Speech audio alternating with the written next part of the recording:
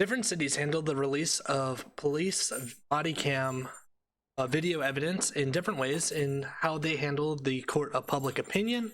The Supreme Court begins looking at a case regarding the First Amendment speech of students outside of the classroom, and we look at new initiatives by the Biden administration for setting a $15 minimum wage for the federal government contractors.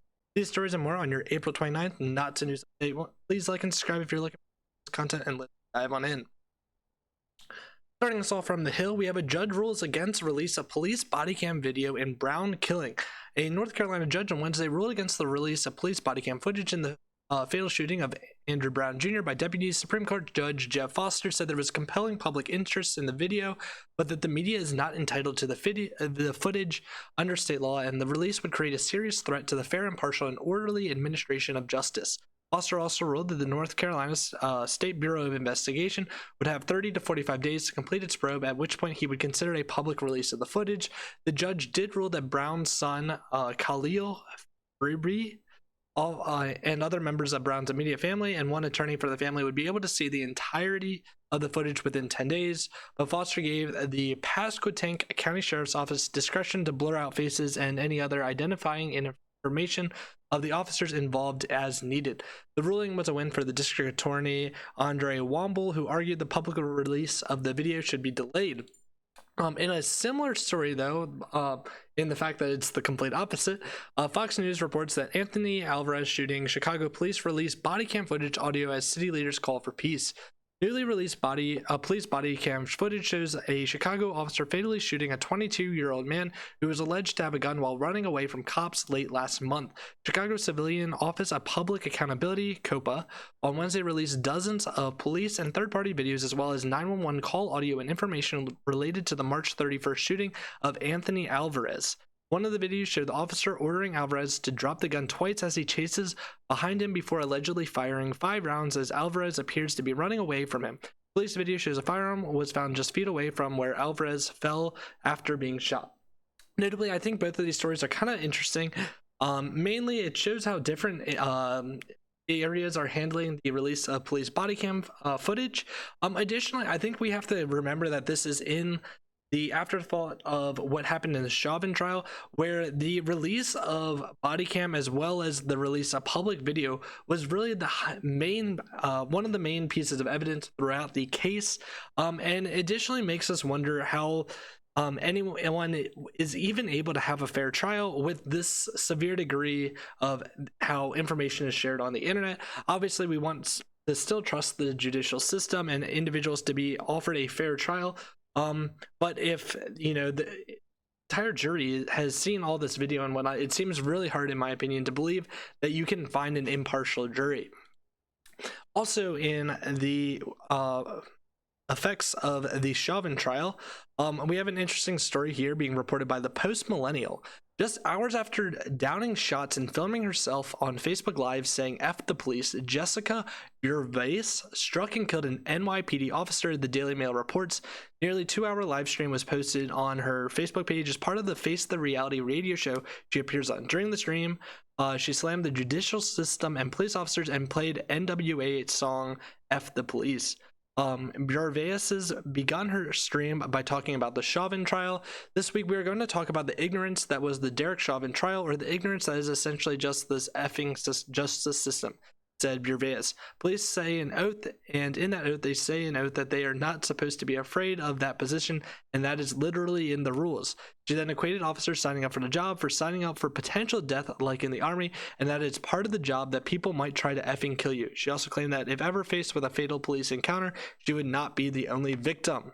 Notably, as reported, she then goes and ends up killing a NYPD officer. Obviously, this is just part of the insane craziness that's going on throughout the country in terms of police interactions, and unfortunately, I don't see any cooling down to what's currently almost being seen as a hot war. Being reported by the Daily Wire, court lifts ban on exporting blueprints for 3D printed ghost guns as Biden promises crackdown. a couple weeks ago, we talked about the Biden executive actions and how they could potentially affect manufacturing and gun laws. And this seems to put a little dent into Biden's legislation. A Ninth Circuit panel on Tuesday lifted restriction on exporting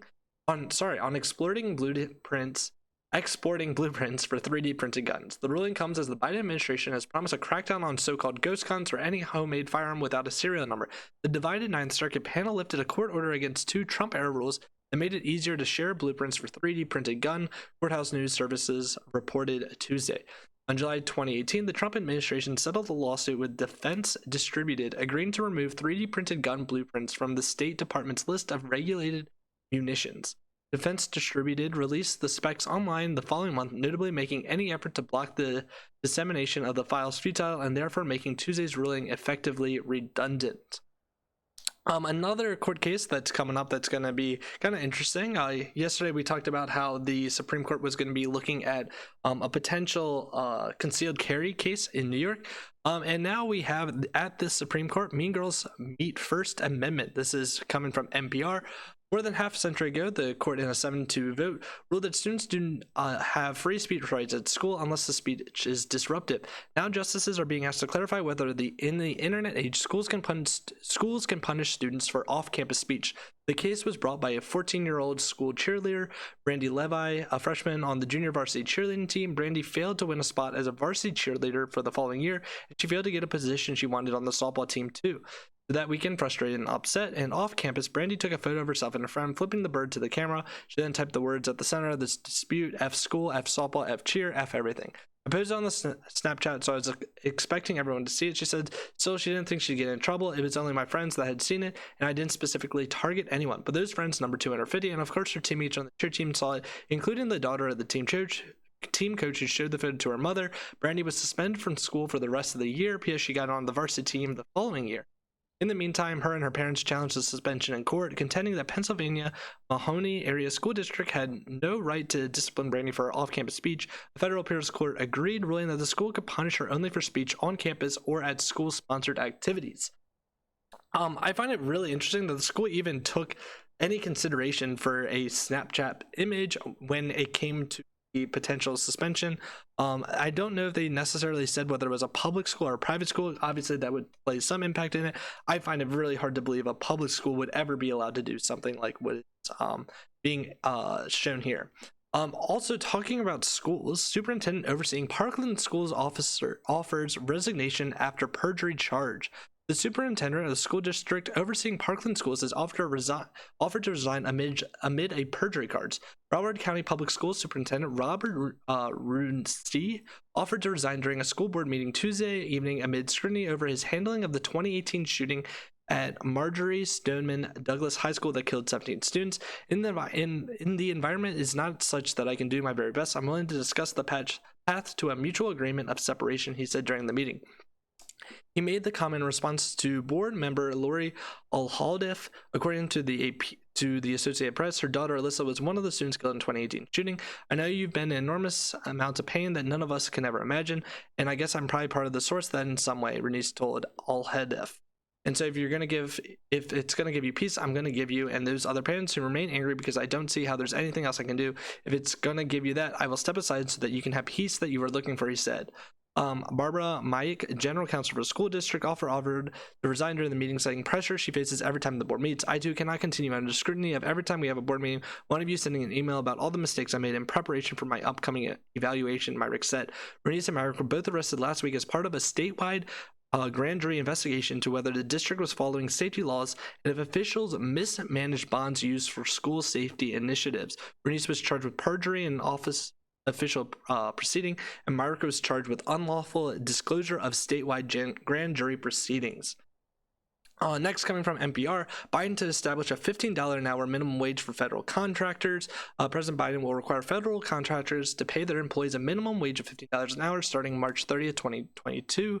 Senior administration's officials say a hike that will benefit a few 100,000 people and underscore the broader Democratic push to raise the federal pay floor to the same level. Biden plans to sign an executive order on Tuesday that will kick off the rulemaking process for the higher wage, the officials told reporters Monday.